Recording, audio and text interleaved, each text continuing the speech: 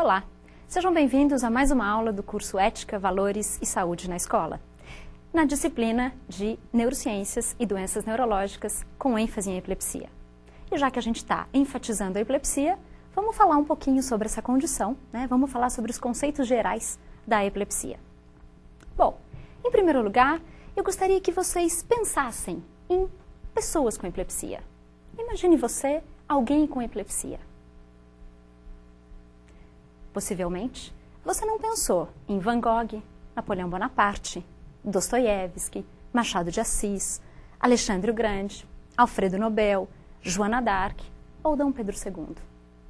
É claro que eu não quero falar aqui que epilepsia é sinal de genialidade, de maneira nenhuma, mas eu gostaria de ressaltar que pessoas que foram muito grandiosas, que contribuíram para a nossa sociedade, do mundo todo, tiveram epilepsia. Então vamos lá, vamos falar um pouquinho sobre essa condição neurológica tão comum. A epilepsia é uma condição neurológica grave, é a condição neurológica grave mais comum existente no mundo todo. Só no Brasil a gente estima 1 a 2% de pessoas com alguma forma de epilepsia. Isso corresponde a mais ou menos 3 milhões de pessoas que têm epilepsia no nosso país. Aproximadamente 50% dos casos de epilepsia começam na infância ou na adolescência. E por isso a importância da gente estar falando sobre epilepsia para você, professor, para você, coordenador. Infelizmente, ainda nos dias de hoje, a pessoa que tem epilepsia ainda sofre muito com o preconceito e com o estigma. Muitas vezes ela tem dificuldade para se inserir na sociedade, para conseguir um emprego ou para formar uma família. Por quê? Porque existe tratamento para a epilepsia, nós sabemos que a epilepsia é uma condição tratável, porém, existe muito preconceito em cima da epilepsia. E é por isso que foi lançada, em 1997, uma campanha global, pela Organização Mundial da Saúde, que é chamada de Epilepsia Fora das Sombras. O objetivo principal dessa campanha é justamente fazer com que o paciente com epilepsia tenha um atendimento integral e consiga sair das sombras. No Brasil, o projeto demonstrativo dessa campanha é executado pela ASP, uma ONG que trabalha realmente com a epilepsia e tem a missão de promover esse atendimento, esse tratamento integral para o paciente que tem epilepsia e para a família. Bom, mas vamos lá. O que é epilepsia? O que realmente... Será que epilepsia é convulsão, como todo mundo diz? Então, epilepsia é uma condição neurológica crônica caracterizada por, em primeiro lugar, crises epiléticas repetidas. Para ser epilepsia, as crises têm que acontecer repetidas vezes no intervalo maior que 24 horas. Quem tem uma única convulsão, uma única crise, não tem epilepsia. O segundo ponto importante, tem que ser na ausência de febre. Ou seja, muitas crianças têm convulsão febril. O que acontece? Elas têm convulsão quando a febre está muito grande. Isso não significa ter epilepsia. É convulsão causada por um fator externo, que é a febre. Da mesma maneira, para ser epilepsia, as crises têm que ocorrer na ausência de infecções no sistema nervoso ou qualquer tipo de intoxicação. Então, por exemplo, algumas pessoas têm convulsão por overdose de drogas. Isso não é epilepsia. Então, para ser epilepsia, tem que ter crises epiléticas repetidas, na ausência de febre e na ausência de algum tipo de intoxicação ou infecção no sistema nervoso. Bom, mas o que são as crises? Como que a gente define as crises epiléticas? As crises epiléticas, muito conhecidas como ataques ou como convulsões, são eventos clínicos de curta duração. Essas crises elas estão falando que alguma coisa está acontecendo de maneira anormal no funcionamento do cérebro. Então, são as descargas elétricas excessivas que produzem as crises epiléticas. Fazendo uma metáfora, é como se fosse um curto-circuito no cérebro. Se esse curto-circuito acontece em um local específico do cérebro, nós dizemos que as crises epiléticas são parciais. Se esse curto-circuito, se essas crises, se essas descargas elétricas excessivas acontecem no cérebro como um todo, nós dizemos que são as crises epiléticas generalizadas. Então, vamos falar um pouquinho de cada uma dessas crises. As crises epiléticas parciais, elas se iniciam em um local específico do cérebro e elas têm a duração de alguns segundos. Nessas crises, as pessoas podem estar conscientes E elas podem apresentar movimentos em um dos membros, ou alterações de visão, de olfato, de audição ou de paladar. Então agora eu vou estar mostrando algumas crises. Essas crises são material exclusivo da doutora Elza Márcia e da doutora Eliana Grazon, que nós vamos mostrar nessa aula. Então, a primeira crise, vocês veem, é um menininho, né? Vocês percebem que ele está brincando com o palhacinho, com o peixinho, mas vocês percebem que o rostinho dele está sendo repuxado. Né? O que está acontecendo? Ele está tendo uma crise epilética parcial. Né? Pouquíssimas pessoas vão visualizar isso hoje e vão falar, nossa, isso é uma epilepsia. Né? Então, isso é uma crise epilética. Ele está sendo monitorado, por isso todos esses eletrodos na cabeça. Tá? Então, esse menininho está tendo uma crise, ele está consciente, está numa boa. Um outro tipo de crise. Essa moça, vocês percebem que ela está com automatismos e você percebe que ela está tendo um pouco de náusea e não dá para ver o som, mas tem uma pessoa interagindo com ela e ela não consegue interagir. Né? Isso é o que a gente fala de crise epilética parcial complexa. Ela já perde a consciência, ela não consegue interagir com a outra pessoa. Mas é um outro tipo de crise epilética também comum. E as crises epiléticas generalizadas, elas acontecem quando essa descarga elétrica dos neurônios, ela acontece no cérebro todo, não tem uma região específica de origem. Então, esse tipo de crise, ele leva à perda da consciência. E o tipo mais comum é a convulsão, né? É a crise tônico-clônica generalizada, mais conhecida como convulsão, na qual a pessoa cai, se bate, né? Ela fica dura e se bate. Né? É muito conhecida e infelizmente, a que mais assusta. Né? Mas existem outros tipos de crises generalizadas, como a crise de ausência, por exemplo. Você, professor, já deve ter visto alguma criança, de repente ela está lá, numa boa, fazendo atividade, de repente ela se desliga. Ela fica com o olhar fixo em um ponto, ela se desliga e depois ela volta a fazer o que ela estava fazendo. Outro tipo de crises generalizadas são as mioclonias. São aqueles solavancos, né? Como a gente vai ver. Bom, então vamos de novo a alguns vídeos de crise epiléticas generalizadas. Vocês percebem que essa moça, ela está com o olhar fixo, depois ela mexe um pouquinho, ela está inconsciente e ela volta. Isso é uma crise epilética generalizada, que é a crise de ausência. Né? Aqui, a menininha está desenhando, está sentadinha, desenhando, e vocês vão ver, de repente, ela começa a apresentar o movimento primeiro no braço, depois vai para o corpo, então são as mioclonias.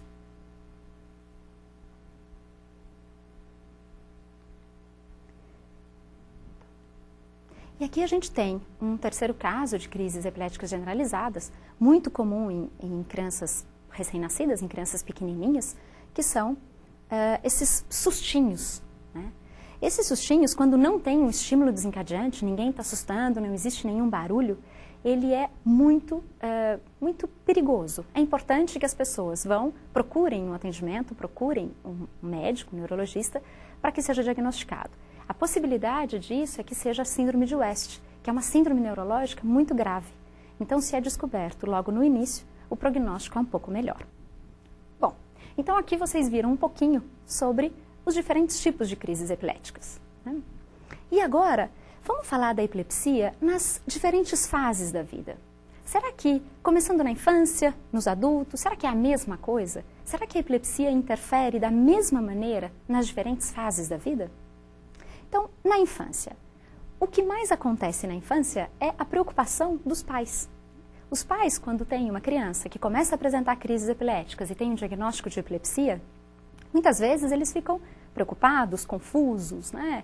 Com um monte de perguntas. E aí vem a questão de muitos pais acabam tendo uma permissividade excessiva, né? Então, deixa tudo, sabe? Faz tudo que pode porque tem epilepsia. Ou no outro extremo, acabam rejeitando essa epilepsia e acabam fazendo com que a criança não participe de atividades sociais, de esporte. E a criança, é claro, é muito esperta e acaba percebendo isso. Então, todos esses sentimentos, esses comportamentos acabam sendo passados para a criança e a criança começa a apresentar, muitas vezes, comportamentos inadequados e até dificuldades na escola, com os amiguinhos. né? Então esse é o principal ponto na questão da infância. Quando as crises começam na adolescência, nós sabemos que a adolescência é um período de desejo de independência, de autonomia, e quando vem a epilepsia, ela vai contra tudo isso. Então, as principais dificuldades do adolescente que começa a ter crises epiléticas é com relação aos relacionamentos sociais, ao estudo, né, ao futuro e autoestima, humor e atividades rotineiras. Nos adultos, a gente espera que os adultos eles já estejam numa fase mais de estabilidade, não só com o trabalho, mas também com relação aos relacionamentos sociais, relacionamentos familiares. Então, quando a epilepsia se inicia nessa fase, a grande dificuldade é com esses relacionamentos familiares, sociais, com a questão de trabalho, né? E alterações, consequentemente, alterações emocionais. Bom, mas nós estamos falando também da questão da escola. Nós falamos que a epilepsia tem uma frequência muito alta na idade escolar. E as principais dificuldades, elas estão relacionadas não só ao desempenho escolar, mas também à interação social dessa criança com os outros coleguinhas da classe. Então, nós sabemos que as dificuldades que a criança começa a apresentar, que a criança ou adolescente apresenta nessa fase, elas estão relacionadas, claro, primeiro ponto, à própria epilepsia. Então, tem alguns tipos de epilepsia que podem acarretar alguns déficits cognitivos. Tem alguns tipos de epilepsia que a medicação pode dar uma sonolência, pode dar alguma outra coisa. E que isso pode atrapalhar, sim, o desempenho acadêmico ou a interação social desse aluno. Mas também a gente tem os fatores psicológicos. A baixa expectativa de pais, a baixa expectativa de professores quando se fala de um aluno com epilepsia. Então, muito importante é que a gente consiga desenvolver essa criança de uma maneira integral. E para isso, os professores, a escola, têm que ser orientadas de como proceder diante de uma crise epilética. O que falar para os coleguinhas, né? Para que a criança tenha essa inserção de maneira adequada e consiga ter o seu desenvolvimento integral. E aí a gente vem, como proceder diante de uma convulsão? Se você, né, de repente está andando ou na mesma sala de aula, você presenciar uma convulsão, o que você faz? Existem inúmeros mitos, inúmeras ideias. Na primeira hora todo mundo fala uma coisa, fala outra, mas qual é a melhor maneira de se proceder? Para a gente falar sobre isso, eu vou falar primeiro sobre o que não fazer. A primeira coisa a não ser feita. Não segure a pessoa. Ela está se debatendo, ela não tem controle da sua força. Então não segure, que isso pode machucar tanto você como a pessoa. A outra coisa, todo mundo fala de língua, a língua enrola, a pessoa vai engolir a língua. Não existe risco da pessoa engolir a língua, nenhum risco. O importante é você não colocar nada na boca, nem régua, nem caneta, nem colher, nem pano, nem nada. O que acontece é que a língua também é um músculo e, consequentemente, ela também está dura, ela também está contraída. Então, ela não está funcionando adequadamente. Por isso, ela fica mais lá para trás. E, consequentemente, o que a língua faz nesse sentido? A língua promove que a gente engula a saliva. Então, o que acontece é que a saliva se acumula na boca. E sai aquela baba, nada mais é do que a saliva que não consegue ser engolida. Então, a pessoa não corre o risco de engolir a língua, e aquela baba que sai da boca é simplesmente a saliva que a pessoa não está engolindo. Então, não coloque nada na boca e nem tente puxar a língua. Muitas pessoas põem o dedo. A gente tem casos de pessoas que perderam a pontinha do dedo. Então, não faça isso.